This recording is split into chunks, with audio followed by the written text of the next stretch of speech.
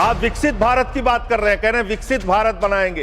कब बनाएंगे? 2047 में बनाएंगे। उसको 3047 कर दीजिए। 1000 साल बाद कौन पूछने वाला है सर? आप कितने बड़े धर्म के ठेकेदार हैं। आप देखिए कि आप शंकराचार्य जी को तहसीलदार के माध्यम से चिट्ठी भेज रहे हैं, कह रहे हैं बताओ आप शंकराचार्य हो कि नहीं हो। अरावली पर्वत को साबित करना है, बताओ तुम अरावली पर्वत हो कि नहीं हो।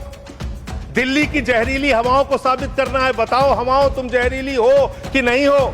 इस देश के मतदाताओं को साबित करना है, बताओ तुम भारत के नागरिक हो कि नहीं हो। और शंकराचार्य जी को साबित करना है, बताओ आप शंकराचार्य हो कि नहीं हो। जो लोग अभी तक 12 साल में अपनी डिग्री नहीं दिखा पाए, वो शंकराचार्य से शंकराचार्य होने का प्रमाण मांग रहे हैं। क्या बजरंगबली जी ने आपसे कहा है कि चर्च में जाके हनुमान चालीसा पढ़ो? क्या भगवान श्री राम ने आपसे कहा है कि मस्जिद के सामने जाके रामचरितमानस का पाठ करो? अगर आपको हनुमान चालीसा पढ़ना है, हनुमान जी के मंदिर में जाइए, रामचरितमानस का पाठ करना है, राम जी के मंदिर में जाइए, वहां से कुछ आशीर्वाद लेकर आइए अपने लिए और इस देश के लिए। लेकिन वतन को बांटने की कोशिश मत कीजिए। वतन ही ना होगा तो क्या बांटिएगा? ये कब तक मजहबी नशा बांटिएगा? ये मंदिर, ये मस्जिद, शिवालय की जिद में वतन ही ना होगा तो क्या बांटिएगा? आप कभी भी और कहीं भी दलितों और पिछड़ों और आदिवासियों के हितैषी रहे ही नहीं है। आपका संगठन, आपकी विचारधारा, आपकी मातृ संस्था आरएसएस, वहां तो 100 साल तक आज तक एक भी दलित, पिछड़ा और आदिवासी आरएसएस का प्रमुख नहीं बना। ये सच्चाई है आपकी। दलित, पिछड़ा और आदिवासी बीसी बनने योग्य नहीं है, ये आपकी मानसिकता है। इसका मतलब आपकी मानसिकता है पिछड़ा, दलित और आदिवासी प्रोफेसर बनने योग्य नहीं है। मणिकर्णिका घाट को तोड़ा गया मान्यवर, मणि को तोड़ दिया गया, माता अहिल्याबाई होलकर जी की प्रतिमा को तोड़ दिया गया। और वो वीडियो मैंने ट्वीट कर दिया तो मेरे ऊपर उल्टा मुकदमा लिख लिया गया। कितना मुकदमा लिखेंगे आप लिखिए मुकदमा मेरे ऊपर। मान लीजिए मैं झूठ बोल रहा हूं, आपकी पार्टी के नेता सुमित्रा महाजन जी, उन्होंने कहा कि माता अहिल्याबाई होलकर जी की प्रतिमा तोड़ी गई, मणिकर्णिका घाट को तोड़ा गया। आपकी पार्टी के नेता और केंद्र राज्य सरकार के मंत्री रविंद्र जायसवाल, उन्होंने कहा मणिकर्णिका घाट को तोड़ा गया, मंदिरों को तोड़ा गया, माता अहिल्याबाई होलकर जी की प्रतिमा को तोड़ा गया। आप उन पापियों के खिलाफ कार्रवाई करने के बजाय मेरे ऊपर एफआईआर कर रहे हैं। आपने काशी को बर्बाद करने का एक मन बना लिया है। काशी कॉरिडोर के नाम पे आपने सैकड़ों मंदिर वहां पे तोड़ दिए, वहां पे शिवलिंग लंका थाने में पड़े हुए हैं। यह घटना अगर किसी विपक्ष के राज्य में हुई होती, आप पूरे देश में हंगामा कर देते, फसाद करा देते पूरे देश में। लेकिन आपको धर्म में भी धंधा करना है, हर जगह धर्म के नाम पे भी धंधा करना है। वो काम आप वहां पे कर रहे हैं। संभल के अंदर एक जज ने न्याय का फैसला दिया और उस जज का ट्रांसफर कर दिया जाता है। ये जुडिशरी की हालत आपने कर दी है। मान्यवर, पूरे आदर और सम्मान के साथ, महामहिम राष्ट्रपति जी के प्रति पूरे आदर और सम्मान के साथ कुछ असहमति के बिंदु हैं जो आपके सामने मैं रखना चाहता हूं। यहां पर सबका साथ, सबका विकास, सबका विश्वास, सबका प्रयास, इसका जिक्र हुआ। सरकार और भारत के प्रधानमंत्री बार बार इस बात को कहते हैं, लेकिन इस देश के अंदर जो घटित हो रहा है वो बहुत विचलित करने वाला है मान्यवर। अभी दिग्विजय सिंह जी ने जिक्र किया कि 30 जनवरी को हम लोगों ने राष्ट्रपिता महात्मा गांधी जी की पुण्यतिथि मनाई और उस दिन तमाम वीडियो, उनके पुराने वीडियो, पुराने स्पीचेस, पुराने तमाम उनकी बातें सोशल मीडिया पे वायरल हुई मान्यवर। और उसी बीच एक तस्वीर वायरल हुई। वो तस्वीर थी उन हत्यारों की जो अदालत में बैठ के हंस रहे थे, उस जमाने की तस्वीर, जिसमें नाथूराम गोडसे भी था और उसके साथ तमाम और लोग थे, हंस रहे थे, उनके मन में कोई चिंता नहीं थी। आप कह रहे हैं गांधी जी की हत्या से आरएसएस का कोई लेना देना नहीं, तो मैं आपसे कहना चाहता हूं कि आइए हम सब लोग मिलकर उस विचारधारा की हत्या करें जिस विचारधारा ने गांधी की हत्या की। उस विचारधारा की हत्या करें मानव, जिस विचारधारा ने हमारे राष्ट्रपिता महात्मा गांधी को, अहिंसा के पुजारी को हमसे छीना। लेकिन दुर्भाग्य से ऐसा नहीं हो रहा है। देश में तमाम घटनाएं हो रही हैं। पिछले दिनों बरेली में एक चर्च के सामने हंगामा किया गया, हनुमान चालीसा पढ़ा गया। लखनऊ के अंदर एक चर्च के सामने वहां पर हंगामा किया गया, हनुमान चालीसा पढ़ा गया। क्या बजरंगबली जी ने आपसे कहा है कि चर्च में जाके हनुमान चालीसा पढ़ो? क्या भगवान श्री राम ने आपसे कहा है कि मस्जिद के सामने जाके रामचरितमानस का पाठ करो? अगर आपको हनुमान चालीसा पढ़ना है, हनुमान जी के मंदिर में जाइए, रामचरितमानस का पाठ करना है, राम जी के मंदिर में जाइए, वहां से कुछ आशीर्वाद लेकर आइए अपने लिए और इस देश के लिए। लेकिन वतन को बांटने की कोशिश मत कीजिए, वतन को बांटने की कोशिश मत कीजिए। मान्यवर, ये मंदिर, ये मस्जिद, ये शिवालय की जिद में वतन ही ना होगा तो क्या बांटिएगा? ये कब तक मजहबी नशा बांटिएगा? ये मंदिर, ये मस्जिद, शिवालय की जिद में वतन ही ना होगा तो क्या बांटिएगा? आप इस देश को बांटने का काम कर रहे हैं। एक विचलित करने वाला वीडियो उस दौरान आया मान्यवर। 25 दिसंबर के पहले जबलपुर में भारतीय जनता पार्टी की एक महिला नेता चर्च के अंदर घुसती है, घुसकर वहां एक नेत्रहीन महिला के साथ हाथापाई करती है और उसकी जो मासूम बच्ची बैठी रहती है उसको ये कहती है कि तुम इससे गलत काम कराने के लिए लाती हो। ऐसा समाज आप बना रहे हैं, ऐसा हिंदुस्तान बना रहे हैं। पूरी दुनिया में आप ऐसे विश्वगुरु बनेंगे। आज ऑस्ट्रेलिया में, इंग्लैंड में, यूएस में, न्यूजीलैंड में, दुनिया के अलग अलग देशों में जो लोग भारतीय रहते हैं उनको कितनी शर्मिंदगी महसूस करनी पड़ती होगी कि आप उनके धार्मिक मान्यताओं के हिसाब से उनको यहां पे पूजा अर्चना, इबादत, प्रेयर नहीं करने दे रहे हैं। यह हो रहा है मान्यवर इस देश के अंदर। इसलिए नफरत की राजनीति को पहले मारना होगा और आपकी नफरत की राजनीति रुक नहीं रही है, वो असीमित है, उसकी कोई सीमा नहीं है। पहले हिंदू को मुसलमान से लड़ाओ, फिर हिंदू को सिख से लड़ाओ, फिर हिंदू को ईसाई से लड़ाओ, फिर हिंदू को हिंदू से लड़ाओ, जाट को गैर जाट से लड़ाओ, मराठा को गैर मराठा से लड़ाओ, दलित, पिछड़े, सवर्ण को आपस में लड़ाओ। अभी आप एक बिल लेके आए, उस बिल के बारे में सुप्रीम कोर्ट ने कह के रोक लगा दिया कि यह बिल तो अस्पष्ट है, इसमें कोई स्पष्टता नहीं है इस बिल में। आप क्यों ऐसा बिल लेके आए जिसके कारण से पूरे देश का माहौल खराब हुआ? आपने झगड़ा कराया दलितों यूजीसी का बिल, और आप इक्विटी बिल जो लेके आए, आपने कहा इक्विटी कमेटी जो बनेगी उसको लेके आपने जो इक्विटी कमेटी बनाई उसमें तमाम बातें आपने ऐसी लिखी, पूरे देश में आपने झगड़े का माहौल क्रिएट किया। आप कभी भी और कहीं भी दलितों और पिछड़ों और आदिवासियों के हितैषी रहे ही नहीं है। आपका संगठन, आपकी विचारधारा, आपकी मातृ संस्था आरएसएस, वहां तो 100 साल तक आज तक एक भी दलित, पिछड़ा और आदिवासी आरएसएस का प्रमुख नहीं बना। यह सच्चाई है आपकी। आप हल्ला मचा रहे थे कि देखो हमने दलितों, पिछड़ों, आदिवासियों के लिए कितना शानदार बिल हम लेके आए, कितना शानदार हमने काम कर दिया। सुप्रीम कोर्ट ने उस पर रोक लगा दिया। सुप्रीम कोर्ट ने कहा कि यह बिल अस्पष्ट है। आपने इस देश के अंदर विश्वविद्यालयों में आरक्षण को खत्म किया है, यह सच्चाई है मान्यवर। दलित, पिछड़े, आदिवासियों के लिए जो प्रोफेसर्स, असिस्टेंट प्रोफेसर्स की नियुक्ति होनी चाहिए, 80% से ज्यादा पोस्ट खाली पड़ी हुई है विश्वविद्यालयों में। और जो चीज आपके हाथ में है, आप दलितों, पिछड़ों, आदिवासियों के हितैषी कैसे हैं?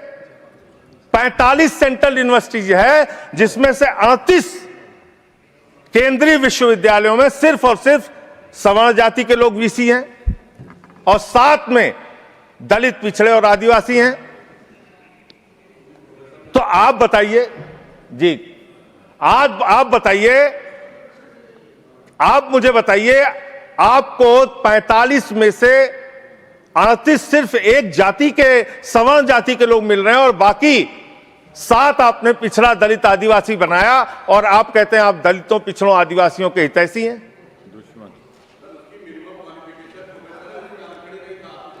किसमें? मैं वीसी की बात कर रहा हूं, वीसी की बात कर रहा हूं, वीसी की बात कर रहा हूं। वीसी की नियुक्ति आप करते हैं, वीसी की नियुक्ति आप करते हैं। इसका मतलब दलित, पिछड़ा और आदिवासी बीसी बनने योग्य नहीं है, यह आपकी मानसिकता है। इसका मतलब आपकी मानसिकता है पिछड़ा, दलित और आदिवासी प्रोफेसर बनने योग्य नहीं है। 12 साल क्या किया आप नॉट फाउंड सुइटेबल की कैटेगरी में डाल देते हैं उन लोगों को। आप क्या न्याय कर रहे हैं उनके साथ? पूरे देश के हाई कोर्ट, सुप्रीम कोर्ट की हालत देखिए सर। देश का है सुप्रीम कोर्ट 1 और 25 हाई कोर्ट।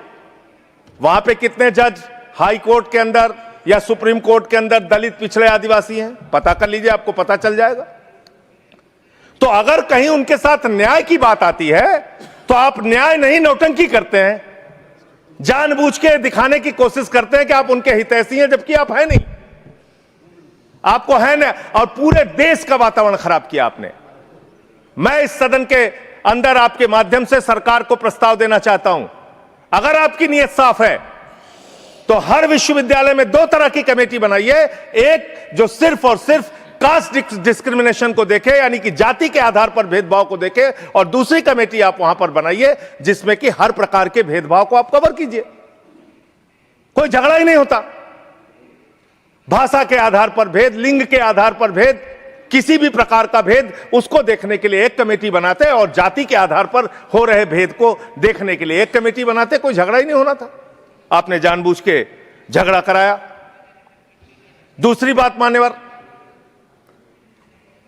अभी मैं पिछले दिनों एक पदयात्रा कर रहा था मिर्जापुर से लेकर काशी तक, और उस दौरान काशी के अंदर मंदिरों को तोड़ने का मामला सामने आया। मणिकर्णिका घाट को तोड़ा गया मान्यवर, मणि को तोड़ दिया गया, माता अहिल्याबाई होलकर जी की प्रतिमा को तोड़ दिया गया। और वो वीडियो मैंने ट्वीट कर दिया तो मेरे ऊपर उल्टा मुकदमा लिख लिया गया। कितना मुकदमा लिखेंगे आप? आप लिखिए मुकदमा मेरे ऊपर। मान लीजिए मैं झूठ बोल रहा हूं, आपकी पार्टी के नेता सुमित्रा महाजन जी, उन्होंने कहा कि माता अहिल्याबाई होलकर जी की प्रतिमा तोड़ी गई, मणिकर्णिका घाट को तोड़ा गया। आपकी पार्टी के नेता और केंद्र राज्य सरकार के मंत्री रविंद्र जायसवाल, उन्होंने कहा मणिकर्णिका घाट को तोड़ा गया, मंदिरों को तोड़ा गया, माता अहिल्याबाई होलकर जी की प्रतिमा को तोड़ा गया। आप उन पापियों के खिलाफ कार्रवाई करने के बजाय मेरे ऊपर एफआईआर कर रहे हैं। आप ऐसा शब्द मत बोलिए। कौन जिन लोगों ने तोड़ा मान्यवर, जिन लोगों ने मंदिर तोड़ा, उन गुनहगारों को मैं चाहता हूं, चलिए गुनहगार कह देता हूं, भाषा शैली चलिए मान्यवर गुनहगार संयम के साथ साथ उन गुनहगारों को जिन्होंने उस पुरातन पवित्र मणिकर्णिका घाट को तोड़ा, माता अहिल्याबाई होलकर जी की प्रतिमा को तोड़ा, कार्रवाई उन पे करने के बजाय आपने मुझ पर एफआईआर कर ली। मैं आपके माध्यम से सरकार से मांग करता हूं, अगर आपने कोई तोड़फोड़ वहां पर नहीं की है, 3 सदस्यों का, और तीनों बीजेपी के रहे, मैं तो कह रहा हूं 3 के तीनों बीजेपी के लेके जाइए आप। 3 सदस्य भेजिए बीजेपी के संसदीय दल के, और वहां पर दिखाइए कि माता अहिल्याबाई होलकर की प्रतिमा है, वहां दिखाइए मणिकर्णिका घाट को नहीं तोड़ा गया है, और फिर जो कार्रवाई आप मेरे ऊपर करना चाहें कीजिए।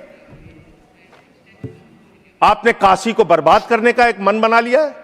काशी कॉरिडोर के नाम पे आपने सैकड़ों मंदिर वहां पे तोड़ दिए, वहां पे शिवलिंग लंका थाने में पड़े हुए हैं। यह घटना अगर किसी विपक्ष के राज्य में हुई होती, आप पूरे देश में हंगामा कर देते, फसाद करा देते पूरे देश में। लेकिन आपने वहां मंदिरों को तोड़ा, पवित्र घाटों को तोड़ा। 54 देश के नागरिक आते हैं काशी में मान्यवर, वो वहां पे बिल्डिंग देखने नहीं आते, वो वहां पे आते हैं वहां के पुरातन मंदिरों को देखने के लिए, वो वहां पे आते हैं पुरातन घाटों को देखने के लिए, पौराणिक मंदिरों को देखने के लिए, वो इसलिए आते हैं काशी की गलियों को देखने के लिए। आप वहां तोड़फोड़ कर रहे हैं। जाके पूछिए वहां के लोगों से कितना गुस्सा और नाराजगी उनके मन में है। लेकिन आपको धर्म में भी धंधा करना है, हर जगह धर्म के नाम पे भी धंधा करना है, वो काम आप वहां पे कर रहे हैं। दूसरी बात, इस भाषण में शिक्षा की चर्चा हुई, स्वास्थ्य की चर्चा हुई, जल जीवन मिशन की चर्चा हुई, और कल बजट आया तो आपकी कलई खुल गई। आप विकसित भारत की बात कर रहे हैं, कह रहे हैं विकसित भारत बनाएंगे। कब बनाएंगे? 2047 में बनाएंगे। उसको 3047 कर दीजिए। 1000 साल बाद कौन पूछने वाला है सर? 3047 में हम भारत को विकसित भारत बताएंगे। 1000 साल बाद कौन पूछेगा? 2047 में कौन सत्ता में रहेगा नहीं रहेगा, लेकिन आप ऐसा सब्जबाग दिखाते हैं कि आप 2047 में आप विकसित भारत बना देंगे। कैसे विकसित भारत बनाएंगे? शिक्षा का बजट आप रखेंगे 2%, स्वास्थ्य का बजट आप रखेंगे 2%, यानी कि अशिक्षित भारत और विकसित भारत कैसे होगा? अस्वस्थ भारत और विकसित भारत कैसे होगा? आपने ग्रामीण विकास के नाम पे जो बजट का हिस्सा है उसको कम कर दिया, तो एक अविकसित ग्रामीण व्यवस्था के साथ आप विकसित भारत कैसे बनाएंगे? आपने किसानी के लिए, एग्रीकल्चर के लिए जो बजट रखा उसको घटा दिया। आप कैसे करेंगे विकास? विकसित भारत का आपका सपना क्या है? जिसमें लोग अशिक्षित रहें, जिसमें लोग अस्वस्थ रहें। आपकी आयुष्मान भारत की स्कीम की हकीकत क्या है? एक ही नंबर पे 9999 नंबर पे 10 लाख से ज्यादा लोगों का रजिस्ट्रेशन हुआ है। 600 से ज्यादा 625 करोड़ रुपए का फ्रॉड हुआ है। आपकी सीएजी रिपोर्ट में आया आयुष्मान योजना के अंतर्गत। आपने जी राम जी योजना लागू की, उसमें आप कह रहे हैं हम 125 दिन रोजगार देंगे, और बजट में जो निर्धारण कर रहे हैं वो 125 दिन रोजगार देने के हिसाब से आप बजट का निर्धारण नहीं कर रहे हैं। इसका मतलब आपकी ये घोषणा है। पिछले साल आपने कहा कि अप्रेंटिस योजना हम पूरे देश में ला रहे हैं नौजवानों के लिए। अप्रेंटिस योजना में जो पैसा आपने सरकार की ओर से निर्धारित किया उसमें 95% कटौती कर ली। तो आप प्रशिक्षण नहीं दे सकते, रोजगार तो बहुत दूर की बात है। यह काम आपने किया। दूसरी बात, माघ मेला हुआ, बड़ी उसकी चर्चा हुई। आप हमेशा चर्चा करते हैं, महाकुंभ के बारे में चर्चा करते हैं, माघ मेला के बारे में चर्चा करते हैं, लेकिन वहां बड़ी एक अप्रिय घटना हुई मान्यवर, बहुत ही दुखद घटना हुई। शंकराचार्य जी परम पूज्य अवमुक्तेश्वरानंद जी जा रहे थे स्नान करने के लिए। उनको प्रशासन के द्वारा उनको रोका गया। उनके शिष्यों को, उनके बटुकों को चोटी पकड़ पकड़ के घसीट घसीट के मारा गया उनको। और इतना ही नहीं, उनकी एक मांग थी कि अगर प्रशासन या सरकार मुझसे वार्ता कर ले और अपनी गलती मान ले तो मैं स्नान करूंगा। ना उनसे किसी ने माफी मांगी और ना ही वो स्नान कर पाए। बिना स्नान किए शंकराचार्य जी वहां से चले गए। और भी शर्मनाक बात यह है, आप कितने बड़े धर्म के ठेकेदार हैं। आप देखिए कि आप शंकराचार्य जी को तहसीलदार के माध्यम से चिट्ठी भेज रहे हैं, कह रहे हैं बताओ आप शंकराचार्य हो कि नहीं हो। अरावली पर्वत को साबित करना है, बताओ तुम अरावली पर्वत हो कि नहीं हो। दिल्ली की जहरीली हवाओं को साबित करना है, बताओ हवाओं तुम जहरीली हो कि नहीं हो। इस देश के मतदाताओं को साबित करना है, बताओ तुम भारत के नागरिक हो कि नहीं हो। और शंकराचार्य जी को साबित करना है, बताओ आप शंकराचार्य हो कि नहीं हो। जो लोग अभी तक 12 साल में अपनी डिग्री नहीं दिखा पाए, वो शंकराचार्य से शंकराचार्य होने का प्रमाण मांग रहे हैं। यह है आपकी धार्मिक ठेकेदारी। इस तरह से आप धर्म की ठेकेदारी करना चाहते हैं तो देश के अंदर नफरत फैलाकर जो आप राजनीति कर रहे हैं, लोगों के हक को मार के जो आप राजनीति कर रहे हैं, इसका कोई बहुत देश के विकास, कम से कम विकसित भारत आपकी इस विचारधारा, इस सोच से तो नहीं बन सकता। विकसित भारत के लिए यह विचारधारा आपकी काम नहीं करेगी। नफरत फैलाओ और राज करो की, अंग्रेजों की जो विचारधारा थी, बांटो और राज करो की जो विचारधारा थी, उससे नहीं बन सकता। मान्यवर, बात कर लें विदेश नीति की। विश्व गुरु बनने की बात करते हैं प्रधानमंत्री जी, पूरे दुनिया में उनका डंका पीटा जा रहा है। हमने देखा किस तरह से अमेरिका से भारतीयों को हाथ में हथकड़ी, पैरों में बेड़ी बांध के अमृतसर पहुंचाया गया। हमने देखा कि किस तरह से सीज फायर के लिए कम से कम 70 बार अमेरिका का राष्ट्रपति ट्रंप कह रहा है कि उसने ट्रेड डील की धमकी देकर सीज फायर कराया, ट्रेड खत्म करने की धमकी देके। हमने देखा कि किस तरह से चीन यह कह रहा है कि वो सक्सगाम में निर्माण कार्य करेगा और आपकी पार्टी के दफ्तर में उनके प्रतिनिधि मीटिंग कर रहे हैं। उसी दिन वो बयान दे रहा है, बीजेपी के दफ्तर में वो लोग मीटिंग कर रहे हैं, उसी दिन चीन का बयान आ रहा है कि हम सक्सगाम घाटी में निर्माण कार्य करेंगे, पुल बनाएंगे, सुरंग बनाएंगे। आपकी विदेश नीति क्या है? बांग्लादेश में हिंदुओं की हत्याएं हो रही हैं, उस पर आप खामोश रहते हैं, चुप रहते हैं, बोलते नहीं है। आप किसी भी मामले में सामने मुखर होकर सामने आके स्पष्टीकरण नहीं दे रहे हैं। अभी एक एप्स्टीन फाइल की चर्चा हो रही है पूरी दुनिया में, उसके बारे में भारत के प्रधानमंत्री को आरोपित किया गया, उसके बारे में सरकार को स्पष्टीकरण देना चाहिए। तथ्य के कोई चीज को बोलना, मैं कह रहा हूं स्पष्टीकरण देना चाहिए। आपके पास कोई तथ्य है तो आप सर, अगर कोई मैं ये कह रहा हूं मान्यवर, संसद है, इसमें अगर आपके पास कोई स्पष्टीकरण तो देना चाहिए। अगर कोई आरोप लग रहा है, हमारे देश का अपमान है मान्यवर। इनके बोलने के बाद मैं आपको समय देता हूं। आप कैसा काम करना चाहते हैं? खत्म होने से बाद देता हूं। अरे भाई, आपके भारत के प्रधानमंत्री पे आरोप लग रहा है, आप लोग उस आरोप का जवाब नहीं देना चाहते। भारत के प्रधानमंत्री पे आरोप लग रहा है, नहीं, तथ्य के बगैर होगा तो आप नहीं लगा सकते। तथ्य के विपरीत अगर आप बोलेंगे तो आपका ये चीज नोट नहीं किया जाएगा। तो मैं ये कह रहा हूं मान्यवर, देश व्यवस्थाओं से चलेगी। यहां बैठे हैं जावेद भाई, संभल के अंदर एक जज ने न्याय का फैसला दिया और उस जज का ट्रांसफर कर दिया जाता है। यह जुडिशरी की हालत आपने कर दी है, यह कर दिया आपने। देखिए, न्यायालय ट्रांसफर करता है जज का। अरे मान्यवर, जज का ट्रांसफर हुआ है, अवमानना होगी। जज का ट्रांसफर हुआ है, जज का ट्रांसफर कोई पॉलिटिकल पार्टी नहीं करती। तो एडमिनिस्ट्रेटिव तो काम में हुआ, ऐसी चीज ना बोले जो कंटेम्प्ट हो कोर्ट का। और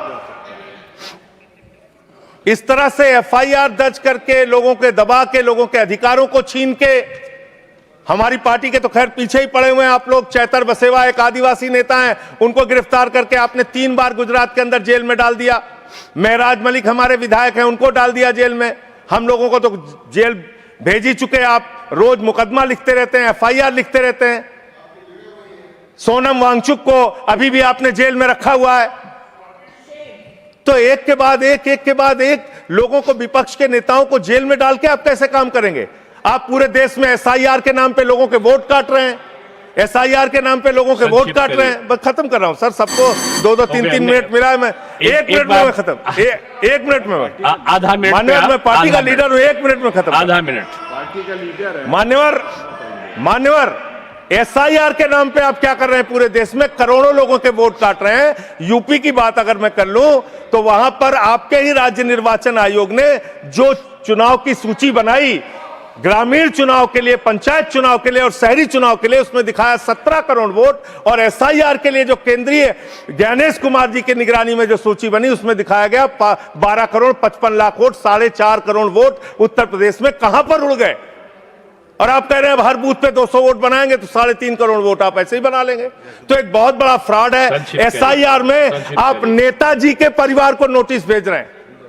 बस खत्म कर रहा हूं मान्यवर, एसआईआर में आप नेताजी सुभाष चंद्र बोस के परिवार को नोटिस भेज रहे हैं, नोबेल पुरस्कार विजेता अमर्त्य सेन को नोटिस भेज रहे हैं, पूर्व एडमिरल को नोटिस भेज रहे हैं। अब कैसा एसआईआर करा रहे हैं? ये एसआईआर नहीं है, चुनावी घोटाला। मैं कहना चाहता हूं। बहुत बहुत धन्यवाद। सुधांशु त्रिवेदी जी।